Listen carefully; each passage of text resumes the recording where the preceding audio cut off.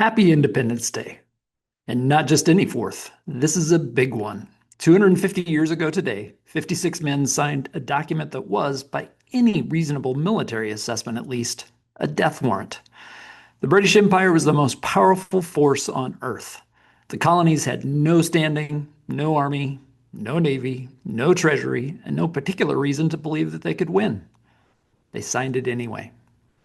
We call that moment the birth of a nation, and it was, but I want to suggest something else about it, something that I think we don't talk enough about.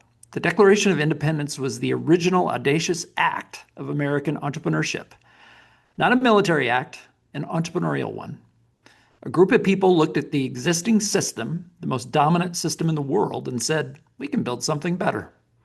That instinct, that specific, unreasonable, distinctly American belief that the current situation can be improved, has been running ever since.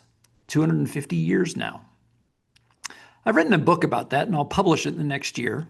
It's called The Entrepreneur's Ethic, and it tells the stories of 7 American entrepreneurs who embodied that spirit across 2 centuries. I just published an article about them yesterday on my Substack. It's called Born to Build, and I want to give you the quick version here because I think it matters, especially today.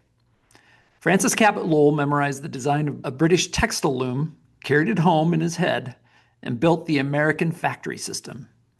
John Deere, familiar to many of us in agriculture, took the oldest tool in civilization, the plow, and reinvented it for a new continent.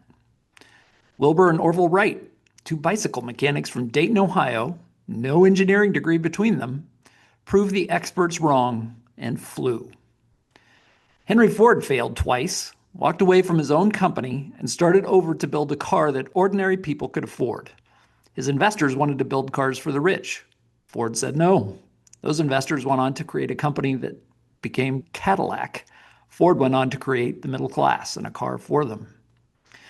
Walt Disney mortgaged his house to make Snow White when every studio executive in Hollywood said a feature-length cartoon was a fool's errand. Disney's folly, they called it at the time. Then he bet the company again on a theme park. The asphalt was still soft on the opening day. He didn't care.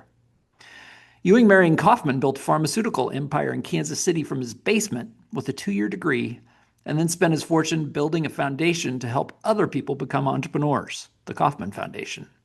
The greatest thing you can build, he believed, is other builders. And Steve Jobs got fired from the company he'd created, Apple, and then came back to build the most valuable company on earth. Not because he got smarter, but because he got better. 7 entrepreneurs, 250 years of building. But here's the thing. These entrepreneurs and founders were preceded by another entrepreneur and founder, George Washington. We remember Washington as the general, the president, the face on the dollar bill, or on Mount Rushmore.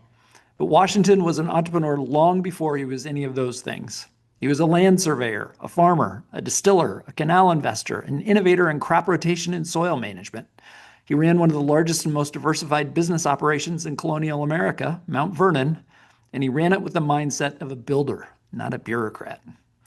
And when the revolution came, he brought that same entrepreneurial instinct to the most consequential startup in history, our country.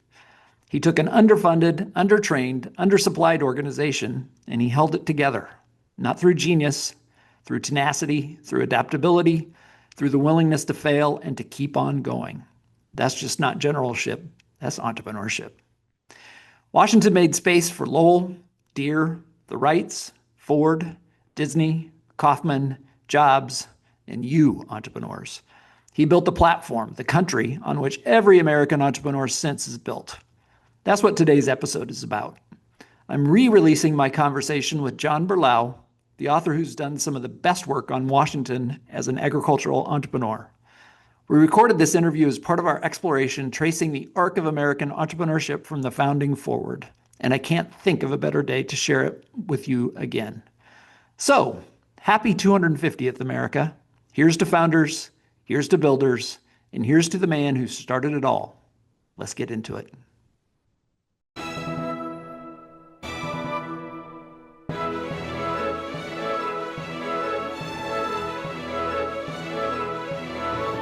All right. John Berlau is an award-winning journalist, recipient of the National Press Club's Sandy Hume Memorial Award for Excellence in Political Journalism, and Senior Fellow for Finance and Access to Capital at the Competitive Enterprise Institute. He's a columnist for Forbes and Newsmax, has contributed to Financial Times, The Washington Post, Politico, The Wall Street Journal, and The Washington Times. He's a frequent guest on CNBC, CNN, Fox News, and Fox Business. John is the author of a wonderful book, George Washington Entrepreneur, which is how I became aware of your work, John. How our founding fathers' private business pursuits changed America and the world. He lives not far from Mount Vernon in Alexandria, Virginia, home of the subject of our discussion for today, George Washington. So, John, we're starting a new season of podcast exploring the arc of American entrepreneurship. And who better to start with than George Washington? Thank you for being with us. Yes, he was the founding father and a founding father, and you could call him the founding father, the father of our country, and also you could say he was the founding entrepreneur because he went through many of the struggles that today's entrepreneurs doing, innovating and going through different businesses. He wasn't set to inherit Mount Vernon, being a middle son. That happened was by happenstance after he had already built himself as an entrepreneur due to the tragic death of his older brother.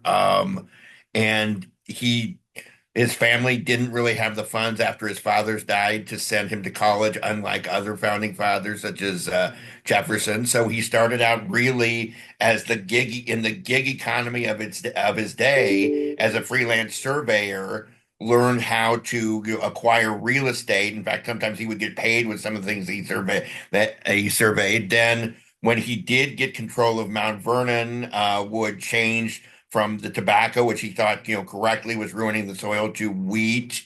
Then integrated his wheat, growing with enterprises such as making flour and later whiskey, and just had to started a lot of different ventures, including being the first in America. He's also in addition to being known as the father of everything else, the father of the American mule, excuse me, because he had gotten, he had mixed like a French donkey, the jackass, with an American mare, and did that what was the genetic engineering of its day, the mule, which was so helpful before these advanced tractors and pulling plows, much more so than a horse. And so many innovations, and then he helped other inventors with their innovations. I write in my book, George Washington Entrepreneur, just completely another side to him besides, all of the great things he did in founding our country. And it's a way to get to know him other than being, the face on the dollar. Yeah, I mean, a full life shouldn't be a surprise, but he did so many important things. I mean, there's been many books written about him, many of which I've read, and I'm a fan of entrepreneurs and business. But there was no treatment until I'd read your book, really, of the details of some of the things that he did. You note in your book, because you looked at his correspondence, that and for this agricultural entrepreneur, it really warmed my heart.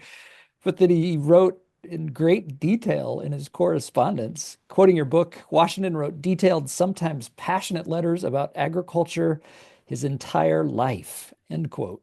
And so you note that even during times of battles, when he was busy with battles during the Revolutionary War, he was writing very detailed letters with instructions to the managers back on Mount Vernon. How did you decide that you wanted to write this book, and why this? Again, my bias is always towards entrepreneurship, so I was going to be interested in it no matter what. But kind of what was your motivation to say, hey, there's this other side of George Washington that I think people need to understand more clearly?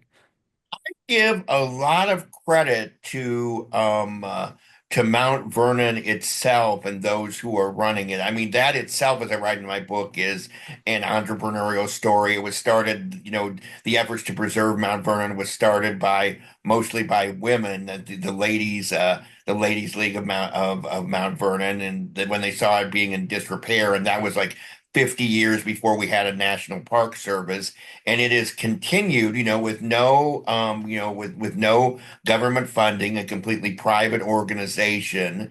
And they decided about, I would say, maybe 15 years ago now to start celebrating some of the businesses that Washington built, the fishery, and they rebuilt the whiskey distillery. And it's actually now a working whiskey distillery based on Washington's old recipes, where you could see the technology with the water wheel, and they actually do make whiskey. In fact, I believe Mount Vernon is the only private organization in Virginia that has a license to sell,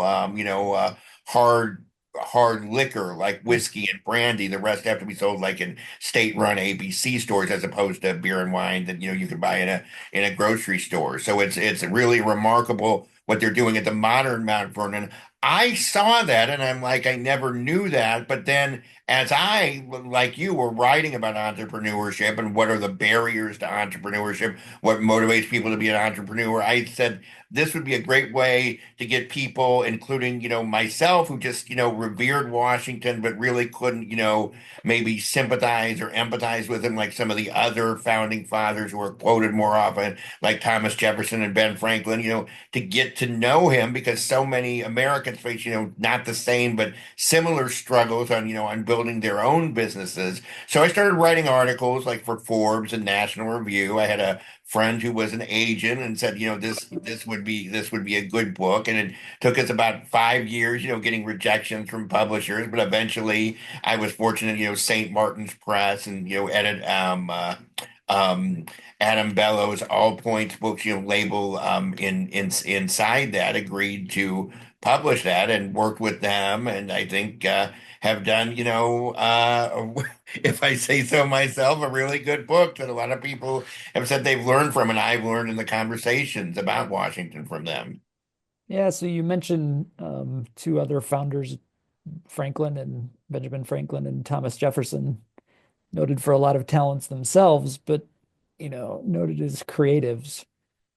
And so one of my point with students in entrepreneurship class is that I think too often when we hear the word creative, we want to go to the artistic or humor or whatever. And certainly whether it's Jefferson with architecture or the scientific mind and the writing and the humor of Franklin, they were creatives, but that Washington had creativity as well. And so you noted him taking Mount Vernon from not being much to being something. Can you describe kind of Washington's creativity and the role and ultimately the agricultural business that he formed over the course of Well, decades? Washington's genius and his really creativity was, as far as building businesses and integrating them. I mean, he stopped growing tobacco, which was a process that took a number of years, but he just stopped, basically cold turkey, because he thought it was harming the soil. He thought, tobacco was for export, subject to British duties. If he grew wheat, he could import that. I mean, he could actually sell within domestic markets, so wouldn't be as dependent on exporting that. And he looked for inspiration at some of, the smaller farmers, like the German immigrant farmers who were growing wheat, and said, that you could really do this even more efficiently on a big farm.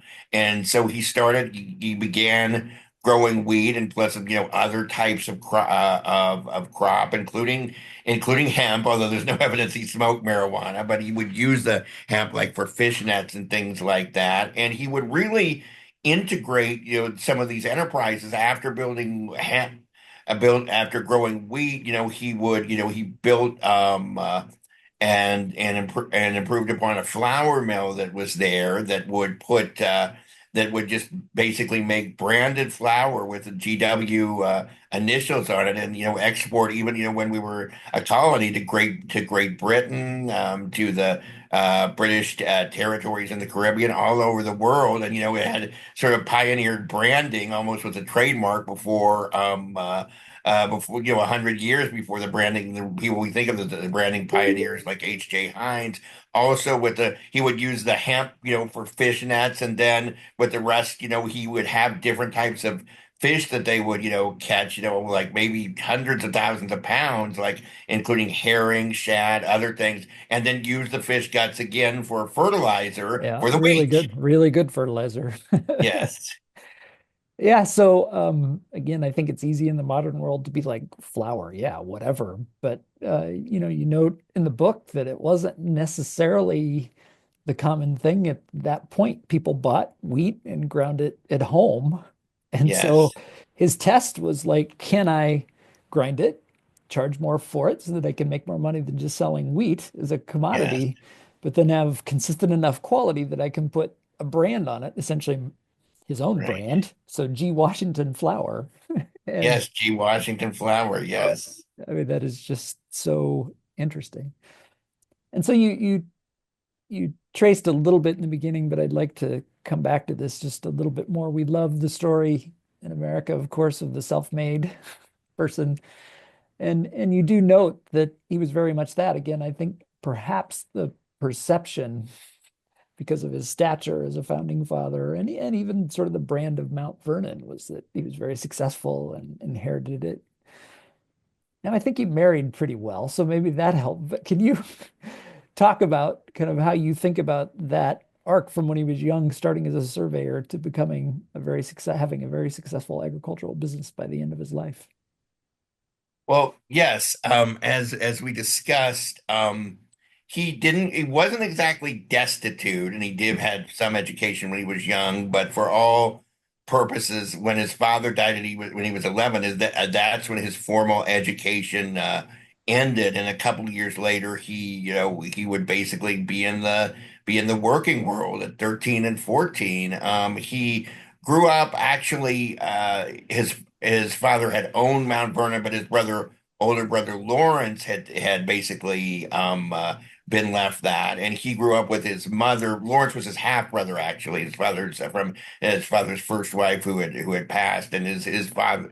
He was the oldest child with the second wife, Mary Ball Washington, and he had grown up in like um in near Fredericksburg and what today is called Ferry Farm wasn't I've been there wasn't nearly as isn't and wasn't nearly as glamorous as Mount Vernon, although I applaud the effort to, preserve and basically that had been taken down, had to rebuild that farm there and what they are doing there. But when Washington went to Mount Vernon, it was a new world opened up for him. He did make some contacts with the Fairfax County, the Lord Fairfax, the namesakes now of Fairfax County, and did some surveying work for them, and then did some of the freelance surveying work, including what is now the downtown of Alexandria, Virginia, where I live, and so had really been able, and he conducted surveys at Mount Vernon for the rest of.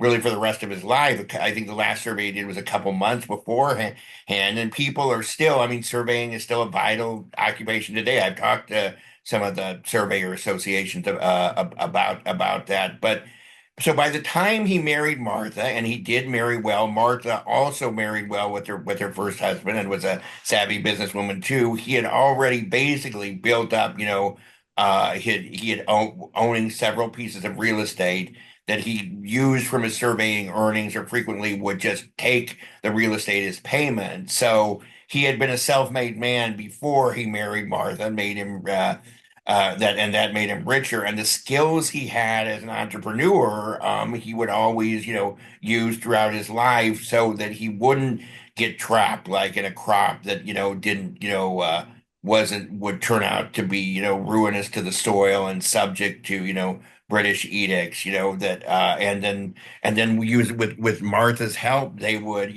make a bunch of things like with a textile mill, the blacksmith shop, and I say some people decry, the mattress ads for what we call President's Day. It's actually still officially Washington's birthday, but I say it's some ways, if you understand it, it's going back to the transition because mattresses and things like bed ticking were some of the things that George and Martha's textile mill made. Well, and items again too easily taken for granted in today's day and age, but not so much back Yes. then. Yeah, so he showed these great builder habits of just trying things. And then, even on today's farms, we talk about the importance of diversification, but at least in the Midwest, that might mean two different kinds of crops, maybe a couple of different kinds of livestock. But you wrote in your book I mean, he experimented with, perhaps didn't scale, but experimented with something like 60 different crops. 60 different crops, and he had like a whole repository for different types of manure. He was fascinated with what type of manure to use, and just generally different types of fertilizers. So very, very creative, and just yeah, as far as was a pioneer as far as crop rotation, as you mentioned too. So. And just trying to get out of, yeah, commodity production, branded flour instead of wheat, preserved fish products that, can be stored and branded as well because there's a river that runs through his backyard and there's Right, the Potomac River, yes. a fishing season essentially. One of the other skills that you wrote nicely about in the book for entrepreneurs is about networking, your ability to connect with people, to find people you need who can help you with the right skills at the right time. It seems to me he had just exceptional networking skills. Can you describe those skills and the ways that he developed them over the course of time and how those networking skills bore fruit as he got further Well, into his career and founding the company? Washington networked with a lot of people. I mean, he sort of cultivated, he used the Fairfax family library. That was sort of and they were sort of Lord Fairfax and his cousin, and that were sort of mentors, and he would use their library to read the books. By the way, even though he wasn't educated, past basically what would then be his education as a teenager, the formal schooling. He was he would read for the rest of his life. Was very much self-taught, would read everything from the Adam Smith's Wealth of Nations to a lot of books about agriculture, and correspond. One thing with some agriculturalists, he would correspond, of the authors of the books were around, or some of them that were in England. Washington would write just a series of letters about what they thought about, this crop or that crop.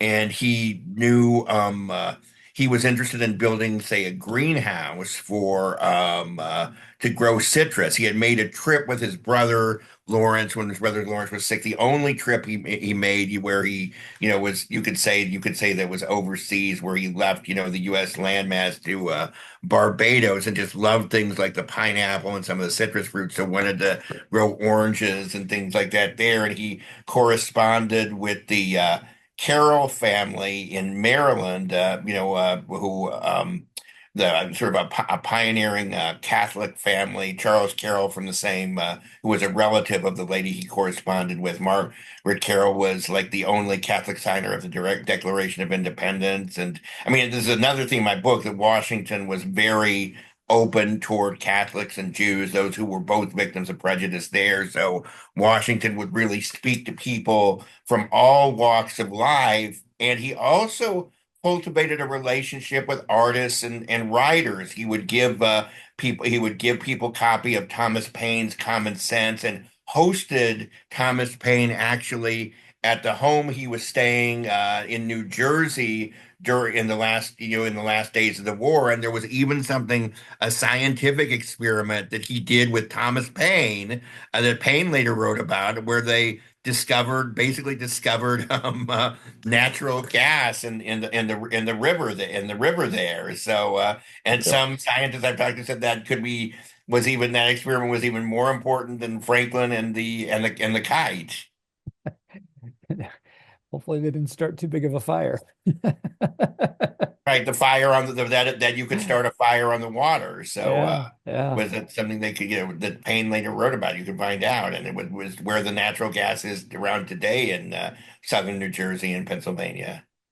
So, yeah, openness to other people that may not be in socially accepted circles, whether it's Catholic or Jews. Where do you think that came from in Washington's character? Because that, again, you think about prime entrepreneurial traits. Sometimes the best idea come from the strangest people or unexpected people or people you don't normally mix with. So that seems good, but um, Well, I'm not sure it would have been common of his social class. Well, Washington, when he did surveyor camps, he mixed with a lot of people when he was in I think part of that is military. He served in, the French and Indian War and the 7 Years' War and got to know a lot of the soldiers. I think through his readings, he did that. And then in the war of necessity of getting along with the French and the Canadian and well, some of the Canadian settlers in what is now Canada who were Catholic. He ended a practice where some of the soldiers would, do burn like a something of burn a figure of the Pope in effigy and things like that, and he called an immediate halt to that. There's strong evidence he gave money to start the first Catholic church in Virginia when Catholics were at the time victims of persecution almost more than they were in Virginia, almost more than they were in England. They couldn't pray publicly or serve on juries, but Washington had one of his top aides in the war was Colonel John Fitzgerald, who later actually became part of the Washington administration, and then Washington appointed to the company he helped form to improve navigation on the Potomac River. So he was very open to all, different ethnic groups at the time and Yeah. actually spread the message of religious freedom. He wrote to the Toro Synagogue in Rhode Island that this is the children of Abraham, meaning Jews will live, in freedom under their own vine and fig tree where no one will and actually said, bigotry and hatred have no place here. And so he very much, I mean, had, what today we would consider progressive, hopefully normal, but progressive views on the different religious freedom. Yeah. Um, so you mentioned the distillery earlier, and I found that just a really interesting example at the end. He was distilling whiskey and flavored whiskeys. It's like we have flavored hard spirits today, made vinegars, brandies. And you note that it became, I think you used the word instantaneously, the most profitable part of the operation. But it kind of occurred towards the end of his life, unfortunately. He passed away, unfortunately, from my perspective, at this point of life, at least kind of young. And so you wonder what it would have become. But, again, today we think about business model innovation, whether you think about Airbnb instead of a hotel or Uber instead of calling a taxi or whatever. That's all business model innovation. Well, But and of he course was doing it. with the whiskey distillery, let me say this is another thing where he was open, to people of different ethnicities, different stations. He asked his Irish migrant, his Irish Catholic migrant friend John Fitzgerald about, who was a rum merchant himself. Is this a good idea? And because who would more, if we get from his mind, who would know more about whiskey than the Irish? And then his Scottish land manager, James Anderson, was the one who approached him with the idea. So again, Washington was listening to other people and their life experiences that really helped him with that, build a success. And that's what entrepreneurs need today. Well, and we see farms in Iowa and other states as well, yeah, building distilleries for value-added agriculture. It's like George Washington was working on this quite profitably a very long time ago. So, thinking about the environment that Washington was in when we think about the transition that he was so involved with of being a British colony, declaring independence, forming a country, writing a constitution, being first president, all that stuff.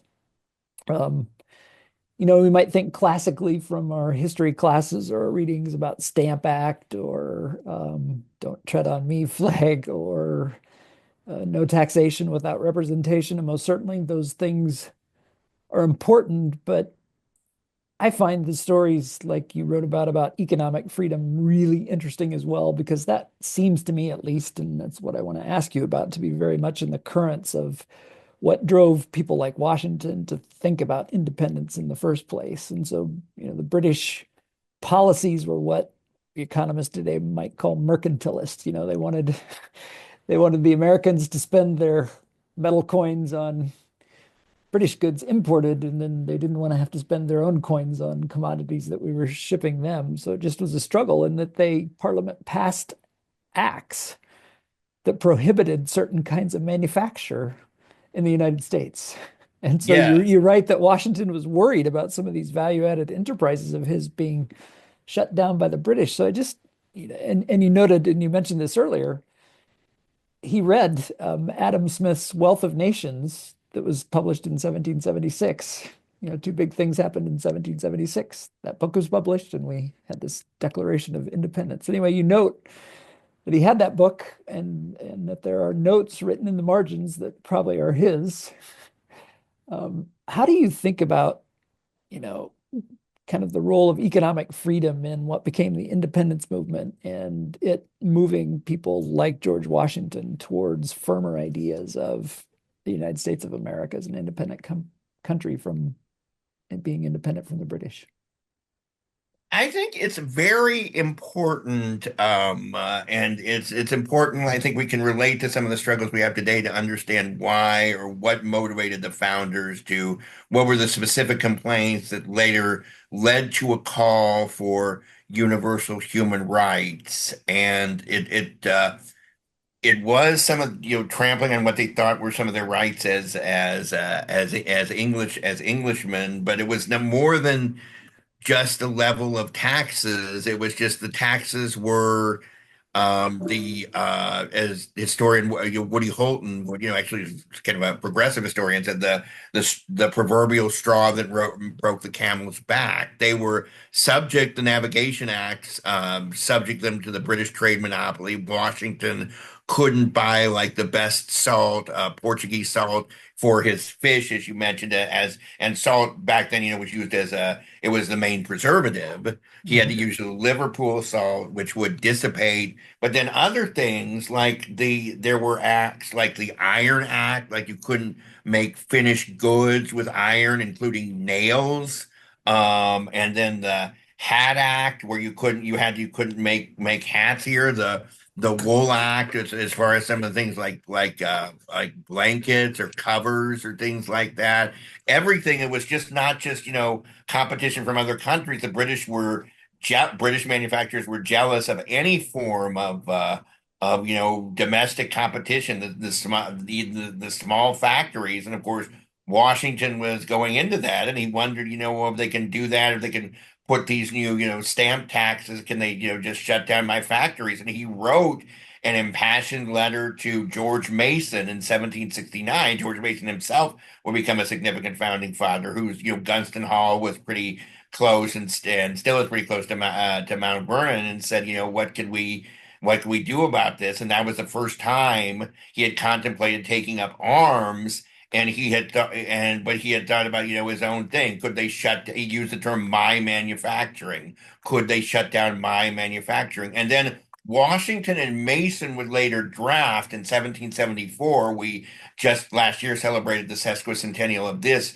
the Fairfax Resolves, about all of these, these alarming, actions by the British, and also there was a list of grievances, and also talking about things like, for the first time, that they called the slave trade a cruel, unnatural trade, and they called for ending the slave trade, if not slavery itself. So Washington would later, come to, privately in his writings, abhor slavery, and he ended up freeing all of the enslaved workers that he owned outright. There were some legally he couldn't free, like things that belonged to Martha's children from her first husband, but like about 124 enslaved workers he would free. And was all in like the Fairfax Resolves, which greatly influenced the Declaration of Independence.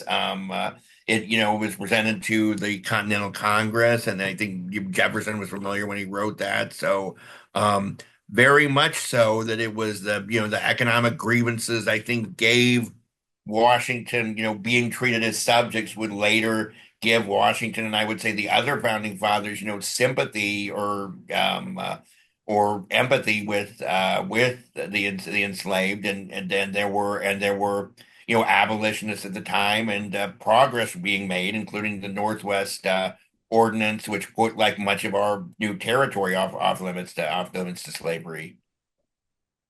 Yeah, I and get mean, a, no, they weren't perfect, of course, on the issue, but I mean, I think, that it was an accepted practice throughout the world, where, had made some, had started, asking the right questions, which would later lead to, its abolition. yeah. So a question about entrepreneurship and culture. You note in the book that inventors didn't have a very positive public perception in the 1780s, so the kind of founding decade for the country. Um, I've seen evidence in other histories of the same sort of prejudice towards merchants, builders, entrepreneurs, whatever. George Washington, you note in his first address to Congress in 1790, called for the encouragement of inventions. How do you think that whole thing is important to the founding of the country and kind of our culture today, that uh, to admire invention, enterprise, economic freedom? Oh, it is so important. It is so important with Washington's praise of the inventors, which sort of, coincided with the Constitution's constitutional protection of patents. And yes, inventors, before then had sort of been seen as crackpots, and unrealistic dreamers. But Washington, even as a private citizen, even before he was president, after he came back from being general and had some sway, there was someone in the western part of Virginia, I think, Berkeley Springs. Well, it's now Berkeley Springs. It was Bath, Virginia. Now Berkeley Springs, like West Virginia. James Rumsey, who Washington wanted to be him to build a house for him out there, but saw an experiment he was doing with a mechanical boat, and wrote to the legislature and saying, applying, there wasn't a constitution, so this was in the mid 1780s. There wasn't a U.S. patent office, but he said this is, he appealed for Rumsey to have a patent on this so he could continue to experiment. Later hired Rumsey for the Potomac Company, and Rumsey in 1787, the same year as our Constitution, and John, as well as another inventor called John Fitch, made the first, working steamboats that Robert Fulton would later, like Henry Ford did with the automobile, that Robert Fulton would later, about 20 years later, perfect and get funding for, and make commercially successful. And they cut down like things like travel from Louisville to New Orleans, like for a number of days. And of course our early railroads and factories were also done by steam. Instead, steam really was the fuel that we started, all coming from the steamboat. And Deirdre McCloskey, a writer on economic trends and innovation, or innovism as she called it, that said it was not just the things that the inventors invented, but the culture that respected them, that began in America, went to Britain, and then spread all over the world, was what really was responsible for the era of innovation that began, shortly after America was founded, and we're still living through this day, that has given us all these great things, all the way. You could trace it from the steamboat to AI. Yeah, I'm a huge fan of Deirdre McCloskey and her work on the intersection of culture and economics and entrepreneurship and economic freedom. I mean, I think she refers to kind of cultural issues. Anyway, she asked, like, what is the sweet talk? What do people compliment? What do people hold up? And that it's an exception in history for people to hold up invention, innovators, entrepreneurs, risk-taking, all of that sort of thing in high regard. And that was part of the cultural change that was coming on. I think sort of the British country gentleman culture was, if you made some money doing something, you wanted, yeah, to retire to be the country gentleman, and you don't The work. landed gentry. Well, Washington was challenging that when he, unlike his neighbors, I mean, there was the tobacco were actually planters and the rest were farmers. When Washington started planting wheat, I mean, that's the thing. He was looked at askance, by some of his neighbors, some of the people. He was in the social class, basically the higher one, since, marrying Martha and serving in the French and Indian War. Yet he did that, and but there's evidence that even in being chosen as the general as the general for the Revolutionary War by the Continental Congress, that played a role, that people were familiar with his brand, because it's still uns there's still some uncertainty as to why, as if people don't know, you can't, he couldn't put like his exploits on Instagram or things like that, like we do today, or even TV or radio, how so many people knew about him. Well, the flower was sold throughout the country, and Adams specifically mentioned one of the reasons for nominating Washington was his quote, independent fortune. So the brand got to be known even despite the marketing devices then, and it translated into Washington was the kind of guy we needed to use his innovation talents to win the war. Yeah, and I think it's hard to overestimate the importance of Adams from New England being willing to nominate somebody from Virginia to that leadership position. And I had missed completely that, yeah, essentially Washington's acumen in business and the brand around that was part of the aura that was around him. He's like, well, he can run a business successfully. Hopefully, he can run an army too. There was a lot more. It's certainly worth further study as to what some of the reasons and how well known his flower was. So, you note in your book that Washington was able to try his hand and advance rapidly in fields of surveying. You talked about that earlier in real estate because there was relatively free entry. He could just do it at 13, 14, 15, 16 years old. He could get trained up and do surveying and of new land. What lessons do you think we can draw today on the state of free enterprise? Um, on things like licensing and things. We've made some progress in Iowa, but one of the absurd licensing regimes was on braiding hair. And we got rid of that.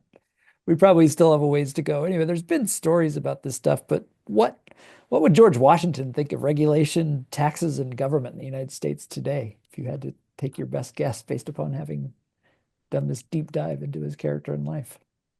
I did a whole part of a whole chapter about what Washington would think. And Washington, as we discussed, was so open to innovation that one of the things he did was, as president, was he welcomed, the balloon basically was the first, device where, with manned flight. And that was beginning in France in the 1780s. And the French balloonists visited America, and Washington basically gave them, passage, and had a big ceremony for them. And he wrote to what in a letter, someday the Frenchmen might be coming here, quote, flying through the air. So he could even envision before the railroad something like an airplane. So I think he would really love some of the inventions. I put that he would love things like cryptocurrency, given that he used methods of encryption, pre-computer, like invisible ink, and other things with his spy ring. But I think he really would not like the government just being the regulation without representation we still have, where it's not made by law but made by like an agency, sort of stretching the law. He talked about that the in his farewell address, which is most noted for foreign policy. He talked about, agencies, the executive, legislative, judicial, staying within in their spheres of influence, in their proper spheres, and saying we can amend the Constitution if necessary, but we don't need that. So I think very much the mandates and the licenses you need, as you said, over certain things that he had, that surveying. I mean, surveying can still be like a viable path forward by someone who doesn't graduate college, and in some states I learned that, and there's still a need. And the website Angie recommends, you do a survey every time you sell your home, because you never know what, building a deck or someone, could change the boundaries. So that's just one thing that Washington started. And by the way, Jefferson as I write in the book, Jefferson and Lincoln had experience being surveyors too. So some people call Mount Rushmore a monument to surveyors, but I think the red tape, the licensing, the fact that that you have the administrative state doing making laws rather than Article 1, Section 1, all laws in the legislative branch would be distressing to him. Well, I have to smile at you say he would love crypto and yeah, his spy communication with the invisible ink and all of that stuff. But I have to think too, just the struggles the colonies had with money and what is money and what is good money? Because they certainly had some experiments with things that weren't good money. The And price. some things that work with incredibly well. I have said, I've written in the book, and I've made this. I don't know if I made the analogy in the book, but I've said the tobacco warehouse receipts were like the Bitcoin of its day, where you would write something that a note for like this, I will pay you this much of tobacco, and those would get circulated to third parties, and you basically would pay them as money up until I think the early 1800s. That basically you had money backed by tobacco, and some of the state experiments that had money didn't work. It was something tied to a fixed commodity. So it was before there were gold discoveries and mints and things like that here. The tobacco warehouse receipts was kind of the currency of choice. It was it was the Bitcoin of its day. So the thing we would be familiar with encryption, with alternative money, and with he always loved, and I've seen some of his ledgers he kept in Mount Vernon. He was very good at keeping ledgers of what his accounts owed and things like that, and just had a head for numbers that would so all of those things together, I think he would really be fascinated by crypto.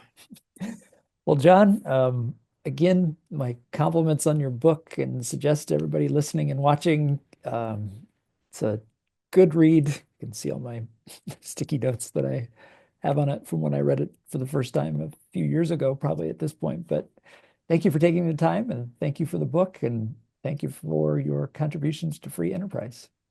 Thank you so much for having us on. And if you want to know more about my work and my organization, I mean, the book is available on websites where books are sold, but also the Competitive Enterprise Institute website is cei.org. Okay, thank you. Thank you, Kevin.